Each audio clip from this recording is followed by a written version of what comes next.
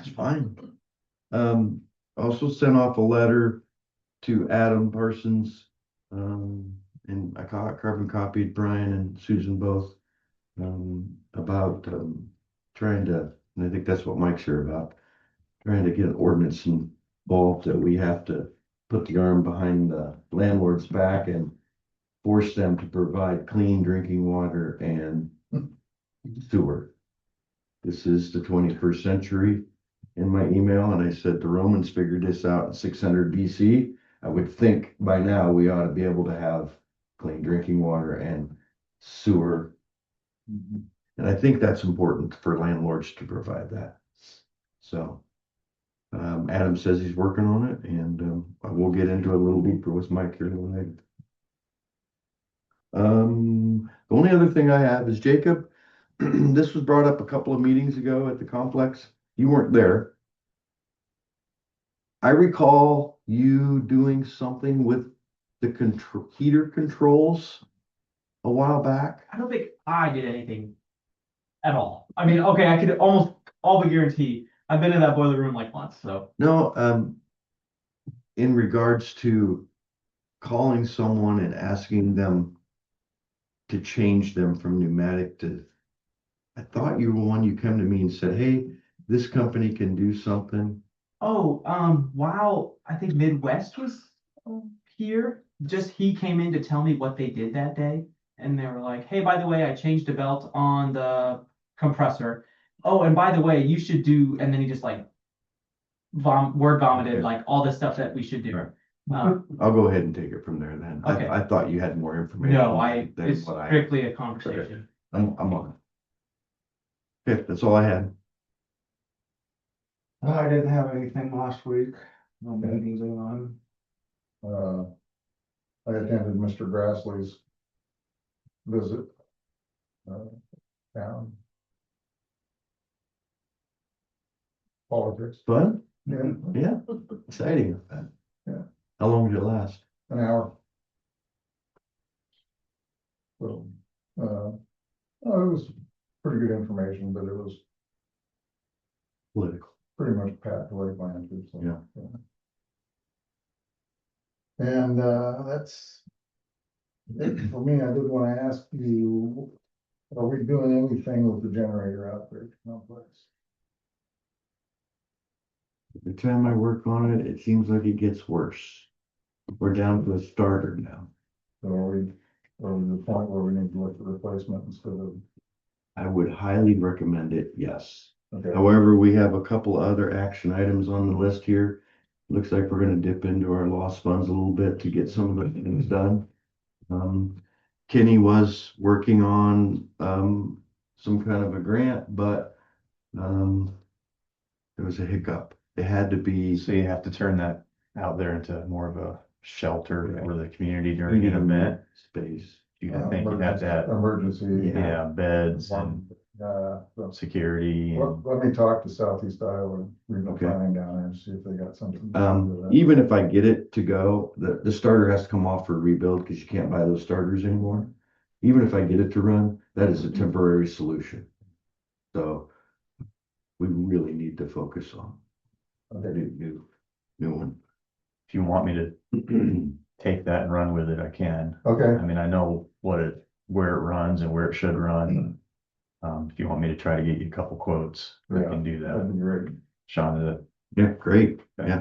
Yeah, you want gas or full battery, electric, probably propane. charge? I We think talked we'll about go propane. Propane. Okay. That's what we Yeah. want. We have everything hooked up Yeah. on propane, and I know the other ones are diesel, but And have this outside then. yeah. Thank you. Okay. Review payroll changes, looks like we got a jailer hired. Yes. Number 6. Oh, I skipped number 6. Oh. Anybody got any, public input for items for next week's agenda? We gotta follow up, John, you was checking on the utility situation, see if we're getting in. I have emails off to them. He responded on the part where they're gonna repair the broken panel from the wind damage, but he didn't really respond to the other part. So, I'm gonna call him. Yeah, Yeah. I think that's something we need to I follow. was trying to be polite and not make waves, but when it's time to make waves, then you have to do that. Right. So, yes, Be interesting to see if we're getting paid back agreed. for what we got. Mm-hmm. Thank you. You're welcome. Okay. Number 8 is, Roger is on Zoom, Okay. so I'll ask to unmute him.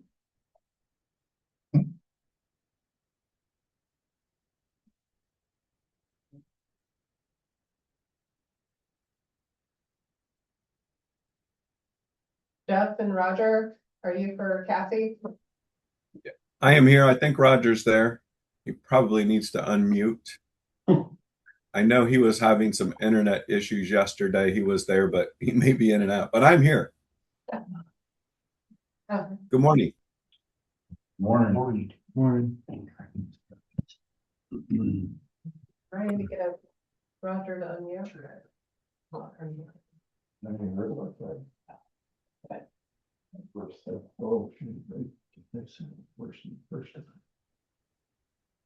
Well, Roger's not able to unmute. Can you help with the, Yep, but you just need to tell me what you need to know, Susan. do you want You to? guys have Do you want to just explain what Kathy is? Yeah, if you could explain to us who you are and what.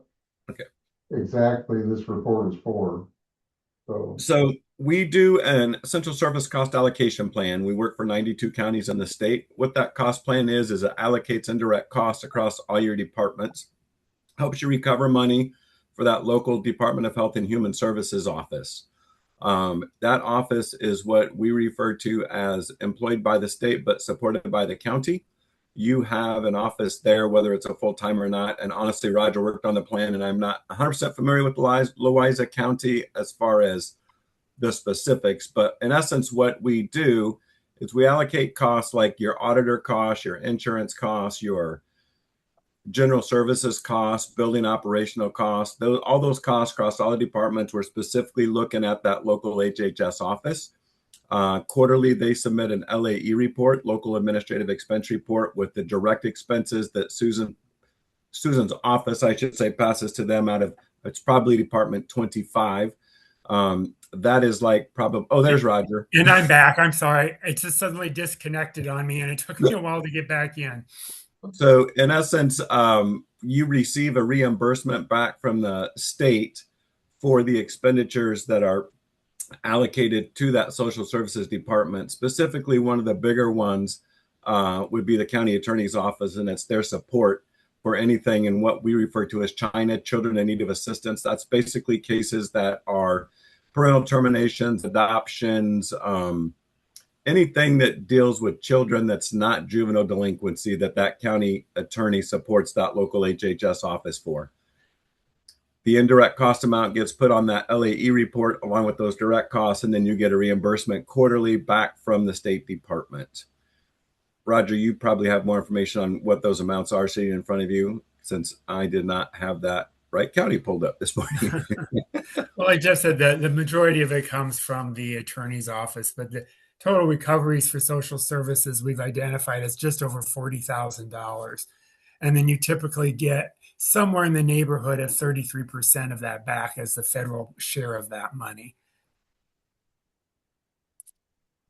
So that would be just around 13,250, somewhere in that ballpark is what you might expect to get back from the state as your reimbursement for the year.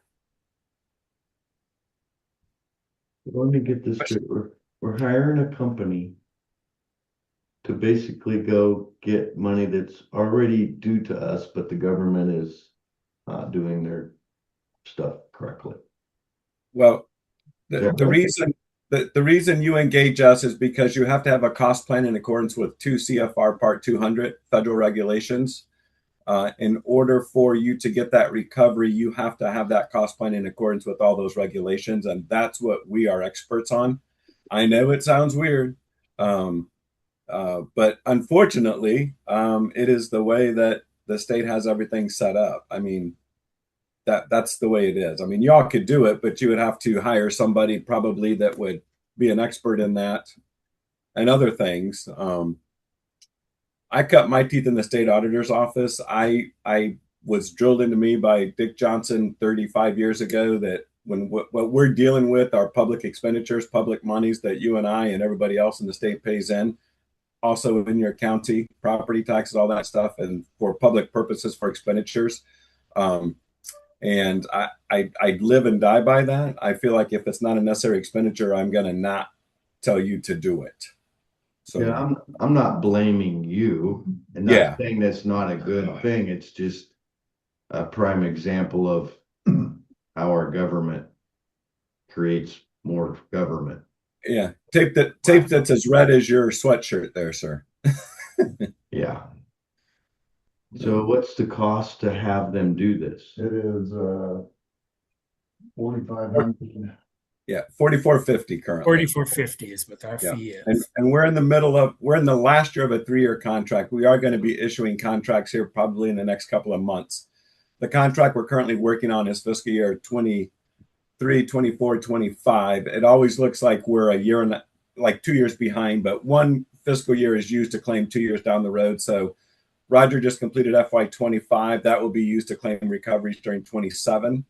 Our next contract period, we've been issuing 3-year contracts that would cover 26, 27, 28. And I don't anticipate any increase in the fee this time. We had held our fees steady for like 9 years, and then this last 3-year period, we raised them about 5%. So $4,500 to recoup 13. 13. I mean, it seems like a no-brainer, but is that in our budget? Yeah. Okay. I didn't know if we budgeted for that. Will that come out of We this like- year? we like to think that our services pay for themselves. No, I'm not saying Right, it's but- not. It just, We've actually years ago I want to say this nicely, but we fired a client because they were getting $800 and they were paying us $800. It made no sense for us to do it. They weren't losing any money. right. We were the ones losing the money, not the county, because they were getting $800. We were spending, $1,000, $15, $16, whatever, $3,000 to get an $800 fee. So it didn't make any sense. Since then, we've got that client back online because they had some more activity. Kind of weird. There was a casino that went in that county years ago, and then after that casino went in, they started having more cases where the county attorney was in support of that local HHS office. So then it started to make sense again. So this money that's returned, where does it go to the general fund? Does it go to attorney's fund? Where would it be allocated? It would be in the general fund. General fund. It seems like a no-brainer. Just seems like a long way around the barn. You need a motion? Yes. Make a motion to review and sign the fiscal year 27 cost allocation report. No second that. Motion second. Any further discussion? All those- Aye. And I would just like to add, thank you. We appreciate you guys having confidence in us to do this. And like I said, there will be a contract coming out sometime in the next 2 to 3 months for another 3-year period. You're welcome to ask questions at that point again, what we do, because I went through it fairly quickly, Roger and I today. And a lot of times we go through this with people and they're like, oh yeah, I get it. And then tomorrow they wake up and it's like, I have no idea what the heck those guys said, but we're getting money. So Just email We're the around- contract to me. I'm sorry. Just email the contract to me. Yes, Yeah, we it will be emailed. So Yeah. I heard a motion in a second. No further discussion. All those in favor? Aye. Opposed? Thank you. Thank Yep, you. thank you. Thank you. You have a great week. Yep. Yeah. Where do I sign this? thing? Right there, or- Yeah. By River County.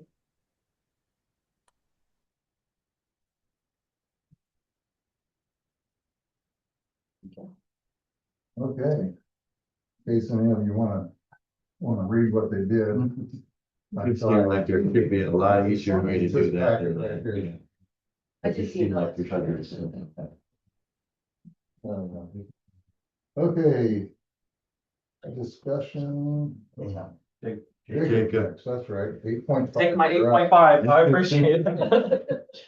I'll talk about this first. A month or two ago, we got quotes from Brett Menace to do mini splits in the conservation offices at the complex. And then we said, yeah, we talked about it, and then I don't think we ever did.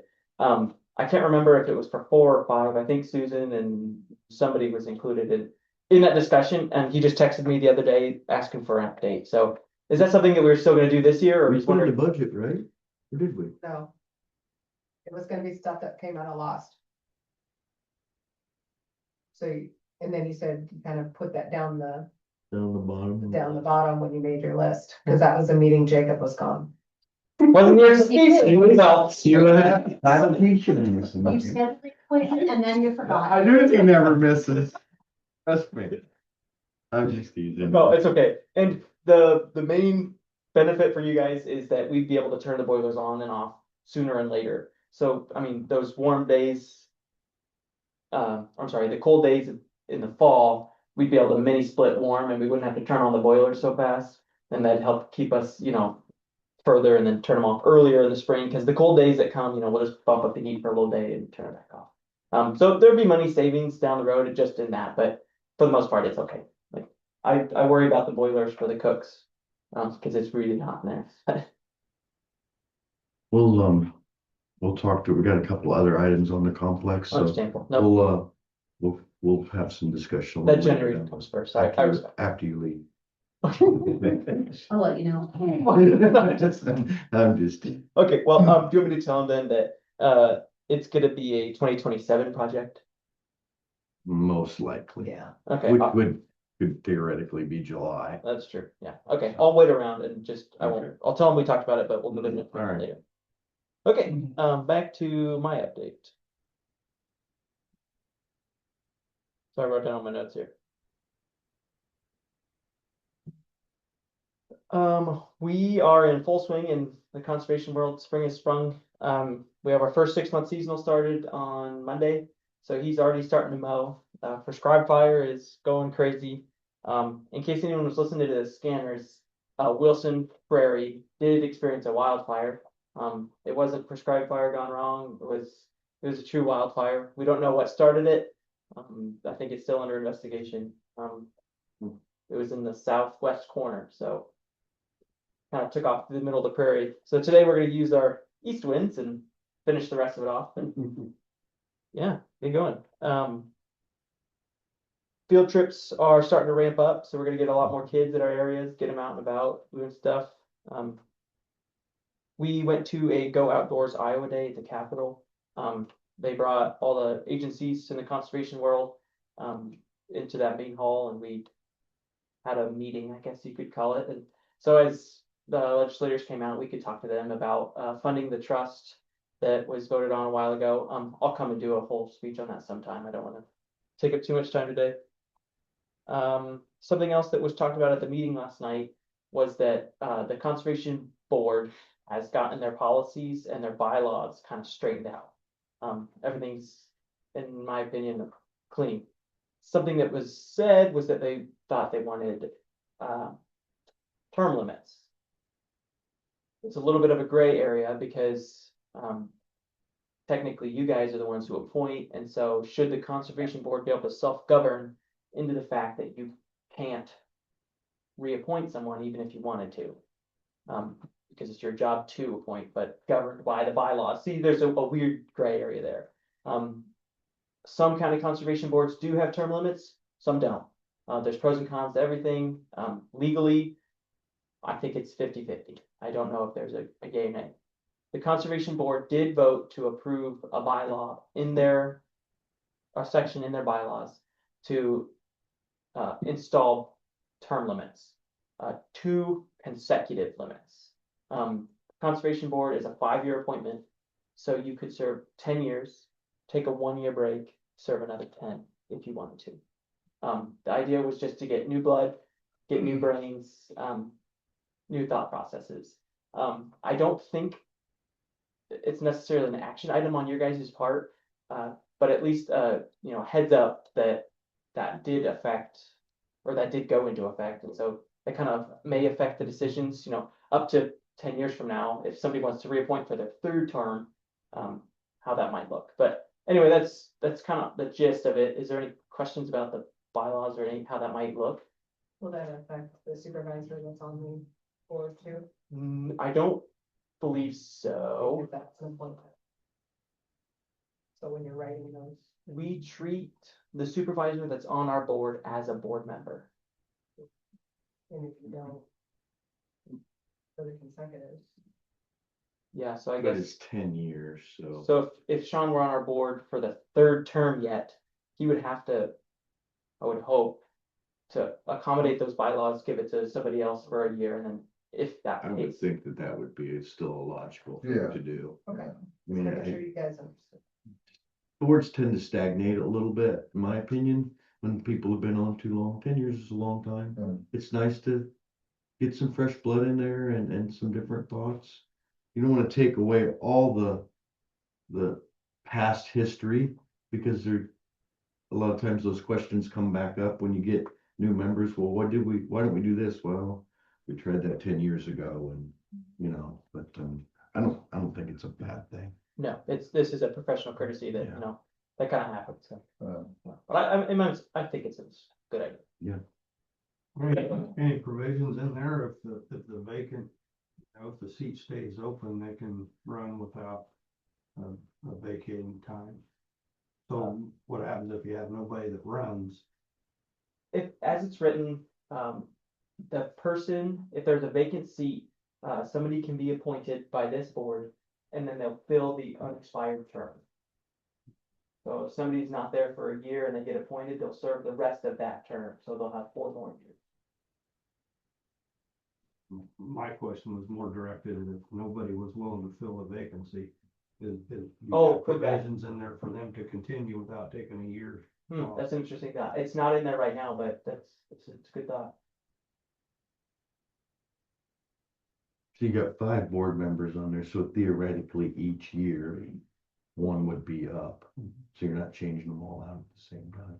I don't think it's a bad thing. And again, try it, and if it doesn't work, try something else. It's not chiseled in stone. Yeah, other projects we're working on, we're redoing the bathrooms at Snively still. We got the roof torn off, we're gonna put a new one back on. We're gonna get a new fresh coat of paint, new handlebars, we got hand sanitizers coming. We cleaned up all around the backside of the restrooms because they're pretty encroached by nature, so push that back a little bit. Yeah, I think they're gonna look really good. The main part of that was an investment in the park, and then we won't have porta pots, which are super expensive, so. Yeah, anything else in the conservation world that you guys heard of? No, Okay, good. sounds good. Yeah. Thank you. Yeah, thanks.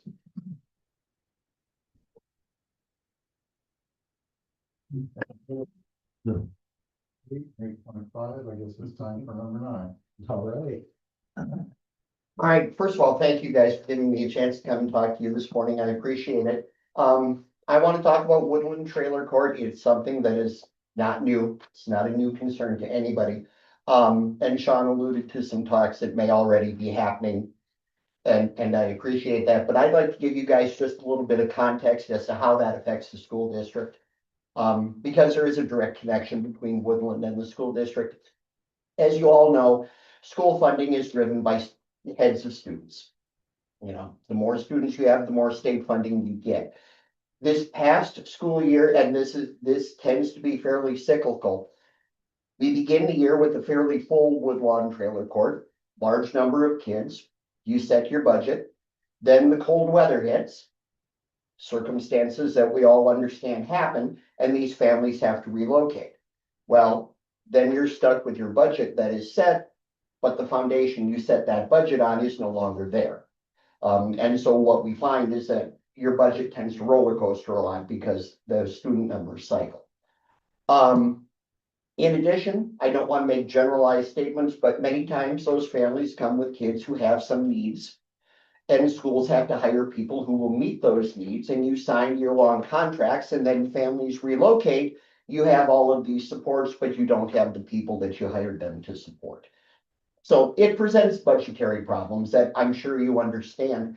But I also want to talk about the human aspect of this. It is our mission to take care of kids, whatever condition or needs they come to us with.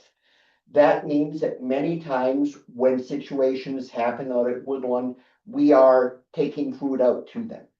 We are providing facilities in the school for kids to shower daily. We launder kids' clothing on a daily basis so that they go home with clean clothes, and we have a rotation for all of that. And I'm not saying that we shouldn't do that, because we want to do that, and we do that in cases of emergencies all the time. Whether emergencies happen or whatever, we will meet the needs of kids as they have them. But it seems like the school is filling more and more needs that are in the control of somebody else. You know, if something is truly beyond the family's control, by all means, we're going to step up and do it. But if it's an issue of substandard conditions, we will continue to meet the needs of the kids. But should we have to? And you all understand that. So I appreciate that there are conversations happening. I want Woodland to be a thriving housing opportunity because I think there are families who need that. And quite frankly, we would welcome them into the district. But the way conditions are now, it puts stressors not only financially on the district, but on those families and those kids who we try to meet the needs of. But it's difficult. So that's what I wanted to provide for you. I will answer any questions you might have for me. But like I said, I'm heartened to hear that there are some discussions about ordinances and enforcement already happening. Do you do head counts for like twice a year? How do you do that? Starting this next year, we will do head counts twice a year. Under the old system, you take a head count on October 1st, and that determines your funding for the future year. Moving forward, we're going to take a count on October 1st and January 15th, I think it is. And then they will average those two numbers, and that will determine your funding moving forward. And that goes to the state? That number, is that an internal number? It goes to the state. State. The state uses that number to determine. So how would that that'll directly affect your funding then if you do twice and you have a significant Exactly. drop in January? Correct. Which is what happened this year. Yeah, if we start in October with a full trailer court Right. and we have a bad December and families have to move, our January count is going to be significantly lower, which means moving forward, we're going to have a significantly smaller pot to work with. Yeah. I think we're all thinking the same way, and we keep kind of pointing to the trailer park. But this ordinance isn't just geared towards them. It may be the catalyst that's making this work, but there are other homes or communities or whatever you want to call them within the county that we have landlords that aren't, in my opinion, fulfilling their obligation. Now, I have rentals. I have some downtown. I feel it's my obligation to provide clean water and sanitary systems that work properly. I wouldn't want to put people up there without that. So I have a hard time trying to understand how you can own, in this particular instance, a trailer park and not provide that. Now, I'm not saying that we haven't worked on that. Brian and I have worked on that quite a bit. And it's went through the attorneys. In the past, it went through the attorney's department, and then they sold that trailer park to his son. Now we got to start all over again. Where I think this ordinance would be, I don't care who owns it. That's the ordinance, period. Make it work. So the whole trick here is to word the ordinance correctly so that they don't find an end around and say, well, it includes homes or trailers that are rented or sold on contract. And then they say, well, I'm leasing it. You know what I mean? We've got to keep it all inclusive so that they can't find that loophole. And I'm not saying that they won't, because I think they're pretty good at it. But I agree with Mike. We got to figure that out. I think down at Southeast Iowa Regional Planning now, they're working with some communities on, rental inspections. I've always thought that would be a good idea for our communities in Louisa County to have rental inspections and that have some bite to them, you know, because I tell you, a couple of years ago, I delivered some Christmas food packages out there and the conditions Yeah, are yeah. appalling. There's some trailers out there that no human being should be living in. So, And I made the comment when their attorney was trying to fight back, and then I made the comment, you know what? You think it's so great, you go pick the trailer of your choice. And I want you as an attorney, I want you to move in there, not make any improvements and live there for 30 days, and you tell me it's okay to live there. Well, that wasn't gonna happen. So we agree. I don't think this is gonna be fixed quickly, but if we can put some roadblocks in place to help. It's gonna be a long-term solution, absolutely. All right, so Yeah. thank you, gentlemen. Yeah. Thank you. okay, we have a application for liquor license approval for Stonesville Event Grounds. We'll make the motion to approve liquor license for Stonesville Event Grounds. I'll second that. A motion in second. Any further discussion? If it was the way it was 10 years ago, I would have some reservation on approving that, but I think it's changed quite a bit, so. I need an amended motion on the claims. She added them, that's wrong. She added 225 and it should have been 255, so there's the corrected total of the claims right now. So I'll need a motion in a second to. We have a motion on the floor right now, so let's get that one resolved first. Yeah. So a motion and second for the Stonesville Event Ground liquor license. Any further discussion? All those in favor? Aye. Opposed? Motion carried. Okay, we'll slip that. Claims approval with the, Correction of the amount. I want to I'll amend my motion then, okay, on the approval of the claims. An adding error, that was. Yeah, The new total is $456,113.64. I'll second that. motion and second. Any further discussion? All those in favor? Aye. Aye. thank you guys.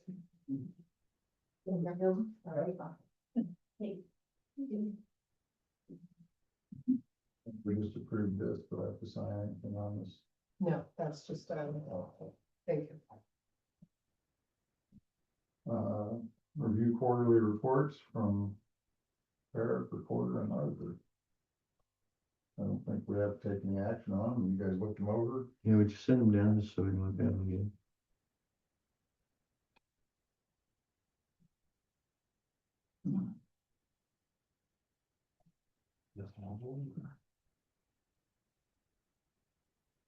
It's only plat books. It's always so much money every time. I can't help it. I can't collect on it. $4. The thing that amazes me is when you look at the recorder's offices, the amount of money taken in on hunting and fishing licenses Yeah. and the amount of money we send to the state. I mean, Yeah. Yeah. I don't know, what, 25 cents a license? or Thank you very much. It's ridiculous.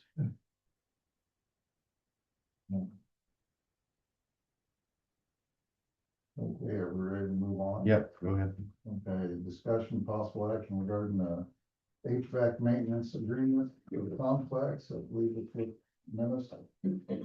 Okay, sent that quote last week. I didn't feel it was appropriate for me just to rubber stamp it. I thought it was important that the board sees it. $3,000. $880. That's basically the air conditioning preventive maintenance every spring. They go through and check the belts and change the filters and make sure everything's running properly. And I will have to say, I think Brett's doing a remarkable job at preventing big expenses by going in each spring and making sure things are working properly. Correct me if I'm wrong. Yeah. So I think it's money well. Okay, so we have a motion to approve. I'll make that motion. No, second. Motion second, any further discussion? All those in favor? Aye. Opposed? Who's on the bottom of that one?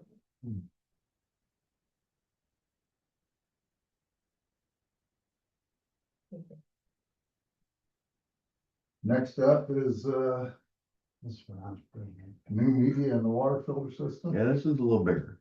Yeah. I was So you got a impressed. copy of that. That's basically changing out all the media in these great big tanks. They I want to go so far to say they assured me, but they had convinced me that changing this media will fix the water issue at the dishwasher that we're having. I'm going to reserve my opinion till after I see it happen. I think Susie's in the same boat, but I can't argue with them because I'm no water technician. What kind of media do those have in them? It's usually sand and charcoal. It's different layers of Yeah. stuff that they put in there. 20 some thousand. What was it? 24,000? $28,503.95. I don't know the last time it was changed. Does anybody know? Susie, you got any idea? No, Decades? I don't know. probably when it was first put in there, it's, sorry, but it. Yeah. Whatever's happening still. I don't think it's a not yearly working in the thing. kitchen. But I don't know what else to do. We're Yeah, gonna like a- destroy this expensive dishwasher if we don't do Yeah. something. Well, I know that synthetic sand, they call zeolite or something like that, that's pretty expensive stuff. Well, it's possible that they did it in 2021. But again, I didn't, Still 5 not years. under our expenses, I don't know. So is that including one new water softener or something? Because it says water softener there for 6,000. Well, they took the old one out that goes into the boiler room. So the water's filtering this side, but it came back over to our side in the boiler room and they had one in there. That got removed. I don't know if they're wanting to put another one in there, kind of a double filtration think system, it I would guess. hurt. This is all pre us. This was Yeah. the last board. I don't think it's anybody would disagree that in hindsight, maybe redoing this old building and trying to put all the offices out there was the best idea they ever had, but I'm not gonna go too far and criticize. At the time, they thought it was a good idea, but I think we can see that the system in the complex was completely wore out. And you just don't go in and change this stuff. It's pipes are hidden under the floor and in the concrete and it would have been easier just to bulldoze and start over, but here we are. Yeah. And we're seeing the expenses of the proverbial can being kicked down the road. And here we are. And what Jacob said about the mini splits, that's another part of their little wing never seems to get enough heat. It all boils up into the kitchen and it's 90 degrees in the kitchen and they're freezing to death down the hallway. Well, I think also the electronic solenoids on the zone. Yeah, valves make sense. it's all pneumatic and the compressor runs 24/7. Well, I think we need, It's a I mean, nightmare. that's a different issue, but I think we need to talk to Northwestern before we approach their mini splits and see. See what they can do. Yeah. So, Of course, that doesn't address the air conditioner part, but. Who provided this quote? the people that do our water testing every day at McCleary, they're the ones that do all that water out there. It says Brockhouse, is that what their name is? They show me, yeah. But That's what they Whether said they're at the beginning. subcontracting or it's a part of. It's- That is who put it in the beginning, Brockhouse did. Put in all that in the beginning, and then Clary's do all the testing. So it's not the same, It's not the same. I Brockhouse out of? Brockhouse is out of Muscatine. I had Susie, because this come up at our complex meeting.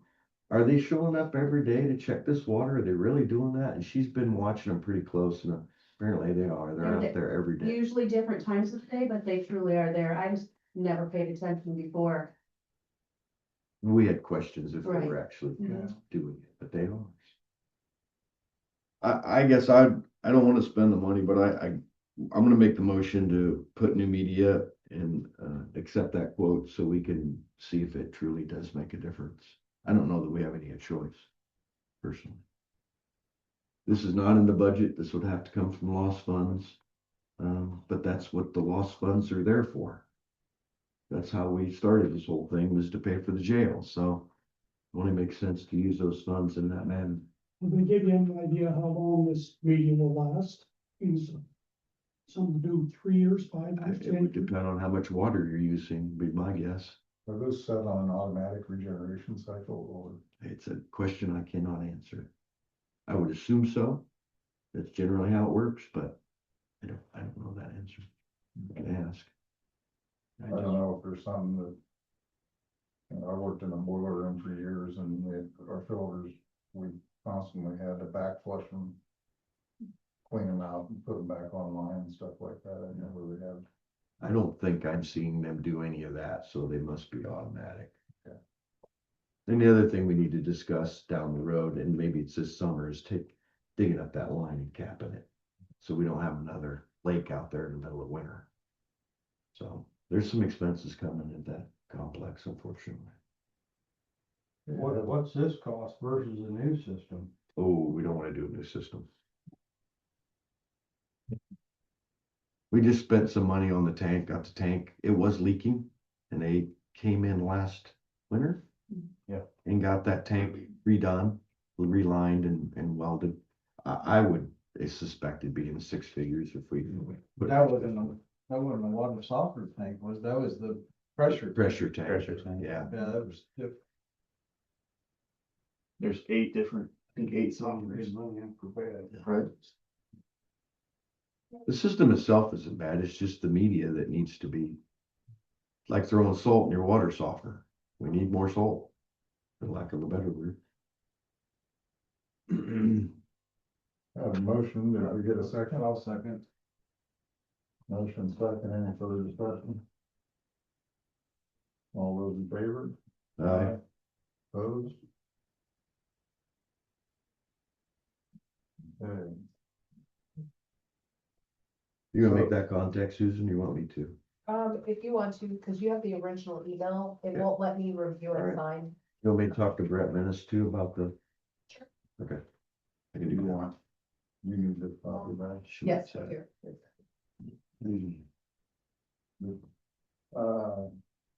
So. Discussion on the meeting changes. Been brought to our attention that we first have to rescind our current meeting cycle before we can pass the resolution to adjust it, so I would entertain a motion to rescind resolution 202601, Board of Supervisor meeting times. Don't make that motion. No second. Motion second, any further discussion? All those in favor? Aye. So then, the new resolution, which is 202619. Starting in May. On the first Tuesday of the month, the meeting would be at 6 p.m. And on the third Tuesday of the month, it would be at 8:30 a.m., moving to 2 meetings a month instead of 4.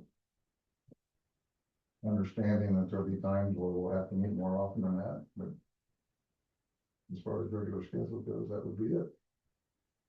So I would need a motion and second for that. I'll make a motion for resolution 202619. I'll second that. Any further discussion? All those in favor? Aye. Opposed?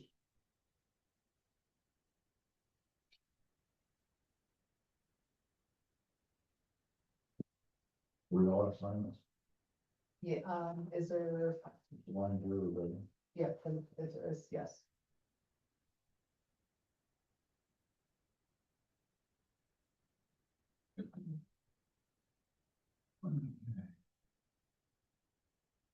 Discussion regarding the old jail. Did you have any information on for that, Adam? and Panther? I talked to a contractor who had proposed it, either within his business or his grandfather's business. He was unable to find the quote. He's gonna come down, I believe, on Thursday and meet and take a look at it. Okay. Couple things I would suspect, there's asbestos in there, and that's probably thousands of dollars to get, amended, I guess. Things with asbestos also cannot go through our landfill. So that may complicate issues a bit about that. And then, tipping fees at the landfill are $65 a ton, so 100 tons, 200 tons, I mean, the math on that is pretty easy, so. Planning to get you a better number, a better estimate of it next week. My thinking was everything above ground get knocked down, get as much of the foundation out as we can, backfill it with some sand, and then on top of it with dirt. So, at the end of the day, you know, it would be a good spot for a meeting place or something like that if a budget, you know. My vision is I'd like a little bit bigger room than this to have these meetings and other meetings as well, so. Talk with Southeast Regional Planning, when we took the building down uptown in Wapello, there was a grant out there to help with asbestos abatement. Okay. Derelict building grant of some Okay. kind, and I certainly think that building would, Can't really use it for anything. yeah, it's abandoned and derelict. Okay. The cement block, couldn't we find some places on the river or somewhere that possibly could use some riprap? Or I'm Bring it in my house. I got plenty of straw. say that, yeah, there's a little bit more, when the county's involved, there's a little bit more rules and regulations on that, Yeah. but you know, but. You can put it on the old roads, that way you're not really putting it in the river, eventually it will go. On its own, but- A win. Things you don't say in a public meeting, right, you know? Press gets in here, they wouldn't give me that either. So, I think what you would do is in the bid documents, you would put out that all the material becomes property of the contractor and have regulations on it, and then they'll figure out the most cost-effective way to legally dispose of it. Is what we all meant to say. So. All right. That's my report. Okay, any discussion on the vehicle? If you do decide on demolishing that building, one thing I would encourage you to do is to do a site inventory or you know, get somebody in there that can document that building. The interiors outside. No, that's true. No, I know. So you have that. Yeah. Good idea. Okay, Mm-hmm. Adam, you're back up? All right, again, no rest. Gosh, everybody here's gonna hang out and listen. General, engineering report, had a pre-construction with our bridge contractor. On the K Road Bridge, I know they are getting their demolition permits and all those things. Probably end of the month or so, they'll be starting, which will kind of line up pretty well with what the DOT is doing. Our project does have a signed detour on it. So, there'll be signs placed and all that. We'll do a little dust control around some houses and things like that. The DOT, when they close a county road, they do not provide a detour, so we'll try to piggyback off of ours, and maybe that'd be the best way to do it. Obviously traffic is gonna go where it wants to go. They're all legal open roads, so complaints about too much traffic, I understand it, but it's a public road, so. So that's going on there. In terms of personnel, we had our retirement this week, so we're back down to our 19 and recorder, I guess. So everybody's in their spots here where that they're going to be. Once we get to the summer and we get the new truck and all that, we'll probably do a little bit of moving around then, but I guess we're kind of locked in place here for a while. Again, haul out a bunch of rock. Rumor is there was another catastrophe at the mine, so I heard more water got into it. Haven't heard anything for sure.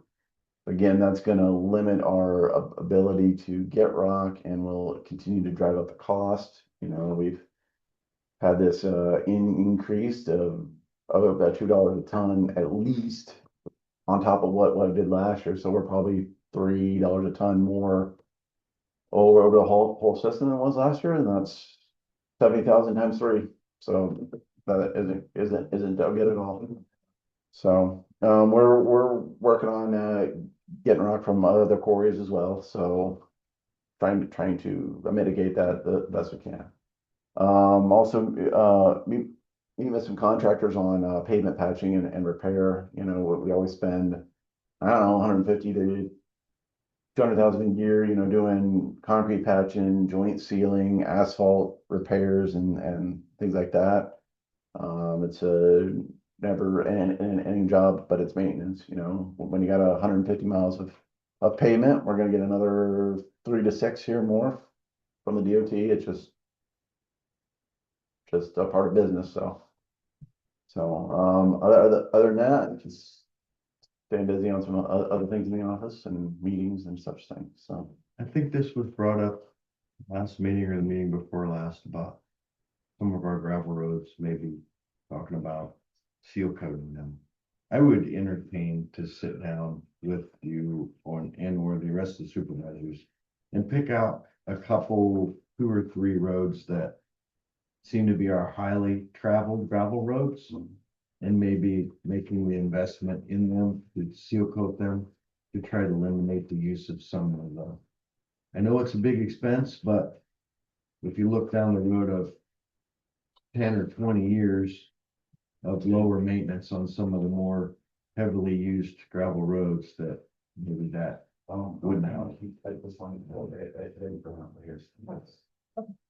What do you guys think of that? Yeah, sure. Well, oh, money dependent. Jim, No, I know, I'm just saying. Yeah, I understand. so the general math on such things is once gravel road traffic gets above 300 vehicles a day, pushing 400 is kind of where the math works out better. I did a study on the bluff. So let's go back to 2021. We spent some farm to market money and paid about $60,000 a mile on one gravel road. That would be 218th Street from essentially the gas plant road out there. We spent $60,000 a mile. We brought in 1,100 tons of rock and calcium treated all that. And on the road, on that specific road, it has really dropped our blading and rock usage. Now we're 5 years into it, and we're probably going to have to put a little bit more rock on that. We're actually going to do some more of that up on the bluff road this summer. You know, this rock price trigger has really has gotten us to looking at it, plus the detours off it now, so we can get back in there and do some things. On that bluff road, you know, it's 5 miles long. We put about 400 tons a mile down, so 2,000 tons times $18 a ton now, that math adds up a lot. And that's every year. And I didn't bring the numbers with me, but if we did the rock and calcium using our own equipment, it'd probably save $150,000 over a 10-year cycle.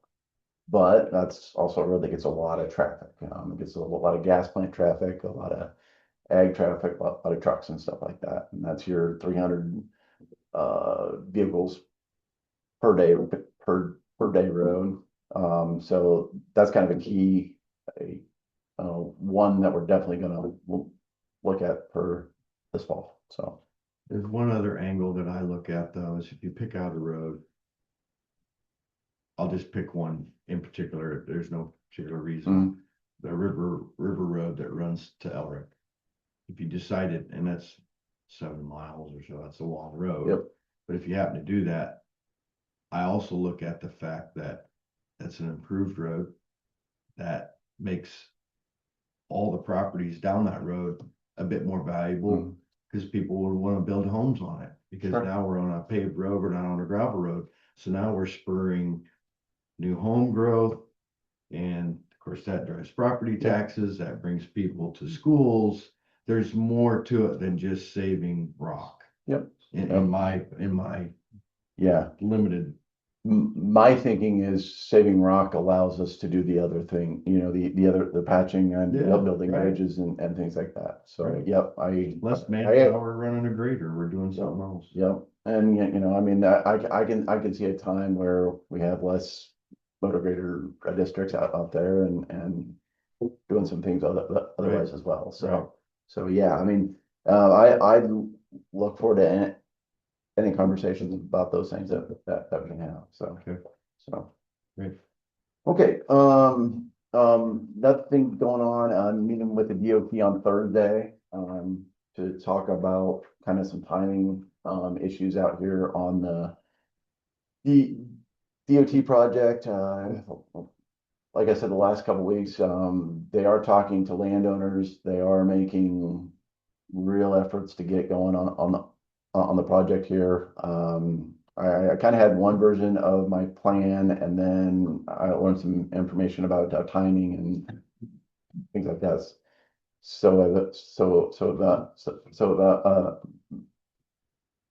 Had a few changes here on some things, but so. Okay, basic thing, I always like to touch on is money, right? So our major funding for paving and bridge projects is our farm to market account. Every year we get about $900,000 in farm to market funds. And just to think of what that provides about 3 miles of 3-inch asphalt overlay per year. White top overlay concrete, you're probably maybe two miles of that. And that's about less than 1 mile's worth of new concrete pavement. The bridge on the K road was like 897,000. So that's about what we can do with a year's worth of farm market funds. On projects, we can save up 3 years and we can borrow ahead 3 years. So what was that, 2.7 million that we can save up and use forward. Currently, after this bridge project, we're at about even. We're about 97,000 in the hole, which is like 0.1 year borrow ahead. And again, we can borrow ahead up to 3, and we're going to do that on the 99 project. So. There's also another fund called HBP. It's a highway bridge fund. These are for bridges on your more major roads. They have to have a certain, I think, 50 vehicles a day traffic on them. And we are, we can get about 265,000 per year from that fund. In the past, I don't know if you guys remember, but when we built the Wapello Bridge, we really had to borrow ahead on that. We borrowed ahead like 10 years. So through my time here, we've never been able to use that fund. Here in a couple of years, we will be out of the hole and we'll be able to do some bridge projects using that money. And then we also have local funding. And that is just our unspent balance, right? Every year, if we say we're gonna spend 5 million and we spend 4.6, all that goes into our balance, okay?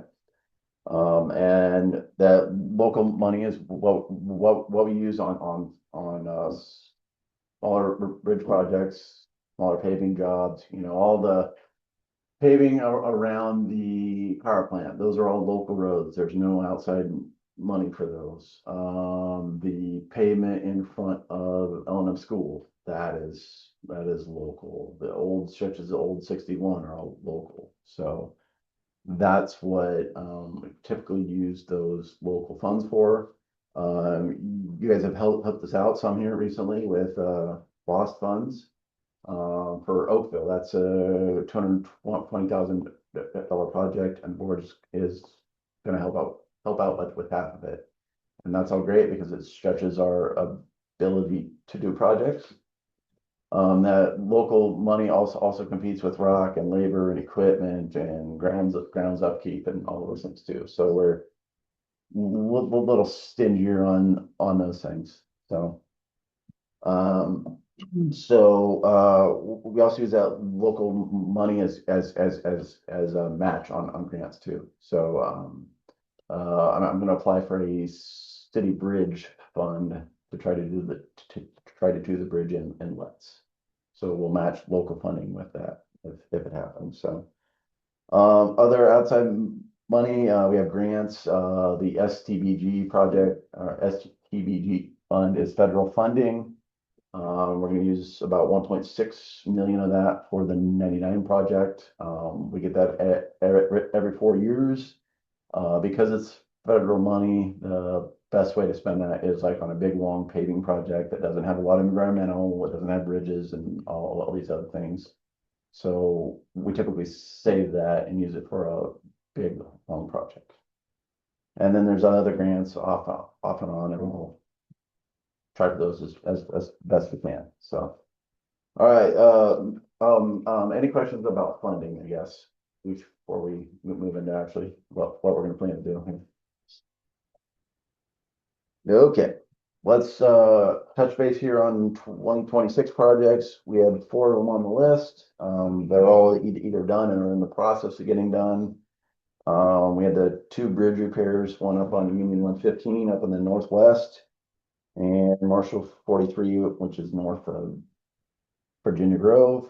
Got those done and fixed and open and back open to legal traffic. Wapello 15 bridge, I was gonna replace that with a grant, but we ended up not getting the grant, and the grant was kind of a more pain than it's worth, so we're just gonna do a little bit of a repair on that one. Big one is at Elliott 7 H22 bridge on the K road. Again, that's gonna start here in a month or so. Get moving on that one. And then we also use some of that to demo the overpass up on W66. So those projects are all either done or in the process of being done. So fiscal 2027 is going to be a big year for us. We will let out the Highway 99 paving work, and that's from the Wapello Bridge all the way down to the county line. Total estimate on that is like 5.1 million. If you look on the chart here, about 2.8 of that is coming from my farm to market. So given the math I told you before, that's about 3 years of farm to market funds. We will be borrowed ahead that are almost as far as we can, but it's a big project to get it done. We're gonna use about 2.3 million of federal aid, and that is safety funds and SDBG funds, so. Big project there, again, we'll bed that out in November, December this year, and build it next summer. The other one in that year will be the X99, or I'm sorry, the Russell Street work, and we've talked about that one a bunch. That's all local funding. It could be a FM job, but we don't have the money for it. Moving on into 2028, that's a HMA resurfacing around the power plant. Working on to find the most cost-effective way to do that.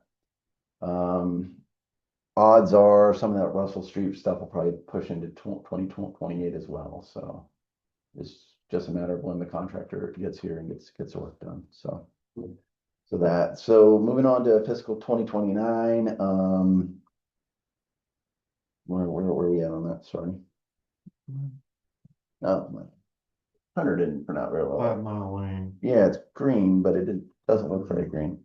So, big one is gonna be the 5 Mile Lane project. That's from Bear Can Alley into K Avenue.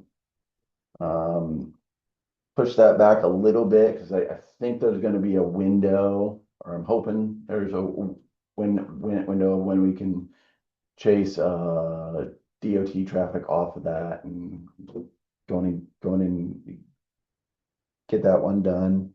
Working with the So are they City level. gonna do the overpass at that point? They're gonna start on my understanding, okay, and this is what I've been told, is they're gonna let out the overpass grading and bridge work like February of next year. So next summer is when they're doing the earthwork and the bridge work. Part of that process is the 100th Street connector, right? My understanding is they're gonna grade and gravel that. So hopefully it'll give us a window there. Then they will pave that as part of that project. Okay, so hopefully we're 2027 construction going on, working on it 2028, hopefully late 2028, 2029. They've got that overpass done and our route around in there. I'm hoping at that time we can jump in and do these projects, whether it's ours or the roundabout or whatever the plan is there. And I'm sure you have, and keep Mike involved, because that's good, definitely Yep. affect those Yep, budgets. yep. So, originally they were not gonna do us any favors there, and I complained, and I think we've got a better path now, So so. they are building that road first and rocking it, or? That is the last thing I heard. So, again, I'm gonna meet with him on Thursday, and if one of you would like to attend, it'd be great, but, so we're working to get some better understanding of their timing and plans there, so. So hopefully there's a window where traffic will be off that section and we can get in and do our work and whatever intersection that's gonna happen there, so. Well, that's that. Grandview 143 Bridge, which is kind of interesting that lets us in actually in Grandview Township. There's a bridge there. It was a quad T, which probably wasn't the best solution for that crossing there. Underneath, it's all rusted out. The steel is rusted. The piles are bad. We're probably looking at a weight limit on it here in the next 5 years is what I've been told. So plan there would be to do a 67-foot bridge, span it and get that back open. Hopefully we'll have some grant money on that. If not, we've got that HEP funding as well. So think we're doing okay there. The ability to have that HBP money is a big helper, because then I'm not using payment money on bridges, but so. Yeah, 2029 will be a busy year around here, of course. Moving into 30, that is our next round of STBG funding. I'm looking at now is doing X37 kind of from Columbus City as far south as I can go. Again, the road's not terrible, but there's getting some joint spots, some issues there.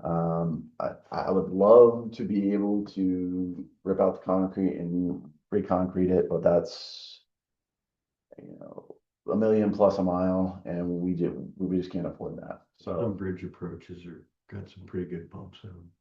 yep. So, we'll probably look to do what we did up there on X14 and G28, which is an asphalt overlay and widening, because there's some shoulder issues there too. So that's what I'm thinking now.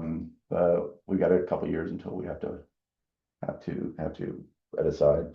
The other one is a local bridge project, out go north of the golf course there.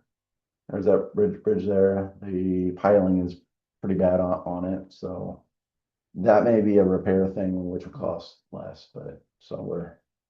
Yeah, the deck on that looks pretty Yep, good. yep. We've got a lot of bridges who the actual deck is fine, but it's just the piles are bad. So we fixed a couple of them and gonna keep on it, on. Yeah, On that improving actually the much- wider bridges up. Yeah, yeah. It's a shame that the deck is failed by the base of it, so. Anyway, that's on the list, and in 2031, after the work is done in Wapello here, after everything's back to normal, would like to go in and replace that bridge on K Avenue. It's only 20 foot wide, the deck has issues and all that, but had thought about doing it sooner, but I'm like, let's not have everything broken up at once, so. That's like a $700,000 bridge, because it's a big long one, it's at a skew, but it's kind of an important bridge, so. Things in the future for projects, I don't have on a list because it doesn't go out that long. Would like to do the 5 mile lane west of Wapello. Again, it's, concrete is getting some issues on it. Everybody complains about the bumps and all that. So, but again, I don't want to do that until after we kind of know what's going to happen with the highway. So that, we have some little patching and work and things like that out by Wyman. Just some other things that are on the list to be done. Going on to the colored sheet here, shows local funding, farmer markets, special funding, FA, which is a federal aid, and total, over the 5 year projects, we have 11,850,000 in total projects. Most of that is farm to market and the federal aid, but we still have 1.65 in local funding on things, so. Maybe not as many projects as I would want to do, but we've got some big ones, and when you have a big project, you just, you have to invest in your most traveled roads and all that, so. I know we've heard some complaints about highway 99, but I mean, it's a monster project, so it takes time to get the money and funding for those things, so. Any questions about any of this, or? It's good. There's also a bunch of, small bridges and repairs and things like that. Those are all done through maintenance work, so there's plenty of other things happening, but I don't have to, I have to have a plan. But, anybody who knows me, I have a plan for almost everything, so. Yeah, any questions from the crowd here or anything, so. If they put the roundabout in, how would they handle 61 going north? Well, that's gonna be part of our discussion. I think that if they did it during the time when the west interchange was done and that route up through 100th Street was done, that they could potentially put traffic over there for a few months and would allow us and to come in and get that done. Because at some point, they're gonna close off 100th Street, right, to extend the road, and then all the traffic is gonna be back through town. And it would be nice to have either a roundabout or an intersection or whatever done before that happens. Because I mean, it's gonna be a mess, imagine every vehicle coming from Muscatine having to turn past the the car wash there, by making that turn, that's gonna be an absolute mess. So I'd like to get it done before then. But a lot of time involved in this, so. I occasionally read comments on Facebook and there's a lot of people who seem to know things and maybe those things aren't true, but it is what it is, so. So anyway, There's a lot of engineers on there. well. No, I read something, and I'm like, well, that's not true, because I just talked to the head of the DOT yesterday, so, but, oh well. So, all right, guys, well, again, if there's any questions, just reach out. If one of you would like to listen in on the thing, just let me know. It's Thursday at 2, I think, so. Yep. Zoom, so. All right, thank you. Thank you, Ed. Thank you. Okay, and we have any other county employees that would like I to? can email you, if you'd like. Yeah. Thanks. Sorry, I almost put that up for other than that. Discuss anything at this point? Hearing none, I accept the motion to adjourn. I'll make a motion to adjourn. All in favor? We are adjourned. 8:31 every day.